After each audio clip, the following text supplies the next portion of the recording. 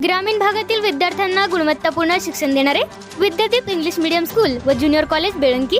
आम्ही विद्यार्थ्यांना गुण बघून प्रवेश देत नाही, तर प्रवेश देऊन गुणवंत विद्यार्थी घडवतो।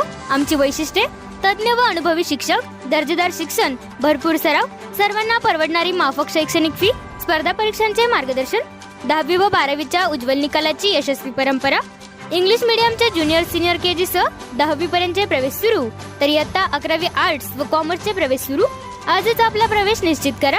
विद्यादीप इंग्लिश मीडियम स्कूल व ज्युनियर कॉलेज बेळंकी, तालुका मिरज, जिल्हा सांगली।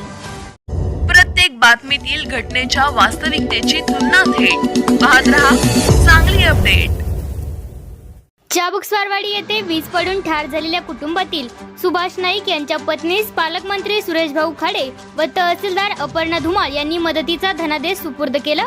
याबाबत अधिक माहिती अशी की चाबुकस्वारवाडी ते शिरूर या रस्त्यावरील कारणवार यांच्या शेतात वीज कोसळून एक जण जागीच ठार झाल्याची घटना घडली होती। शेतामध्ये विहिरीचे खोदकाम सुरू असताना सायंकाळी 6 वाजण्याच्या सुमारास पाऊस येत असल्याचे पाहून विहीर खोदकाम करणारे कामगारांनी जवळच असणाऱ्या एका पडक्या इमारती शेजारील शौचालयाचा आधार घेत यामध्ये सुभाष गोविंद नाईक हे उभे होते। मात्र दुर्दैवाने शौचालयावरतीच वीज कोसळून ते ठार झाले होते। मात्र या कुटुंबाची परिस्थिती हलाखीची असल्याने खटाव गावचे सरपंच रावसाहेब बेडगे हे वारंवार या विषयासंदर्भात पाठपुरावा करत होते। अखेर पालकमंत्र्यांनी आदेश दिल्यानंतर तातडीने अवघ्या 15 दिवसाच्या आत प्रशासनाने पावलं उचलत या कुटुंबाला आर्थिक मदत दिली। आज सांगली जिल्ह्याचे पालकमंत्री तथा महाराष्ट्र राज्याचे कामगार मंत्री सुरेशभाऊ खाडे, तहसीलदार अपर्णा धुमाळ यांच्या प्रमुख उपस्थितीत सुभाष नाईक यांच्या पत्नी शांता नाईक यांना हा धनादेश प्रदान करण्यात आला। सुभाष नाईक यांच्या कुटुंबाची परिस्थिती हलाखीची असून त्यांना एकूण 5 मुली असून कुटुंबात कमावते एकमेव सुभाष नाईक असल्याने कुटुंबावर दुःखाचा डोंगर कोसळला आहे। या कुटुंबांचे सांत्वन करत पालकमंत्री सुरेशभाऊ खाडे व तहसीलदार अपर्णा धुमाळ यांनी सुभाष नाईक यांच्या पत्नी शांता नाईक यांना आधार दिला। या कुटुंबास प्रशासनाने अवघ्या 15 दिवसांच्या आत अत्यंत तातडीने पावले उचलत आर्थिक मदत दिल्यामुळे एक वेगळा आदर्श जिल्ह्यापुढे निर्माण झाला आहे। या प्रसंगी काकासो धामणे, खटावचे सरपंच रावसो बेडगे, लिंगनूरचे सरपंच मारुती पाटील, आरेकचे माजी उपसरपंच अनिल कोरबू, खटाव विकास सोसायटीचे चेअरमन बाळासो वननवर, भाजपाचे मिरज तालुका अध्यक्ष दिनकर भोसले यांच्यासह मान्यवर यावेळी उपस्थित होते। काम करताना ज्यांचा नैसर्गिक वीज पडून अपघाती मृत्यू झालेला आहे त्यांना नैसर्गिक आपत्ती या हेडमधून 2245 राज्य शासनाच्या रेखाश्रेष्ठांमध्ये 4 लाख रुपये इतका आपण अर्थसहाय्य त्यांच्या कुटुंबातल्या वारसांना देत असतो।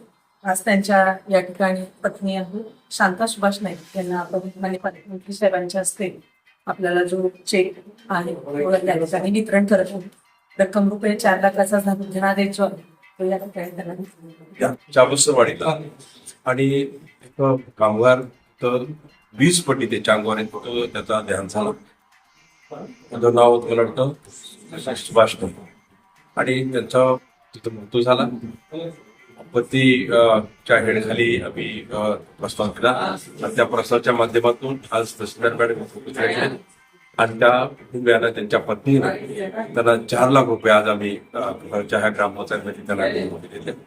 निश्चितच दुःखद वाद आहे, 4 लाखामध्ये काही येत नाहीये, पण तरी पण त्या कुटुंबाला एक आर्थिक मदतीचा लाभ व्हावा, त्यांचा संसार थोडासा चालता राहावा या दृष्टिकोनातून गव्हर्नमेंटच्या माध्यमातून आम्ही ते तातडीनं त्याची मंजुरी करून आपण दिली। आणि ह्या दृष्टिकोनातून आज माणूस तर आपला परत येत नाहीये, पण त्या कुटुंबाला एक थोडासा आधार आणि त्यांच्यामुळे त्यांची मुलं आहेत, लहान लहान मुलं आहेत आणि त्या माध्यमाने काय करायचं या दृष्टिकोनातून आज शासन त्यांच्या दारी आज 4 लाख देऊन उभा आहे।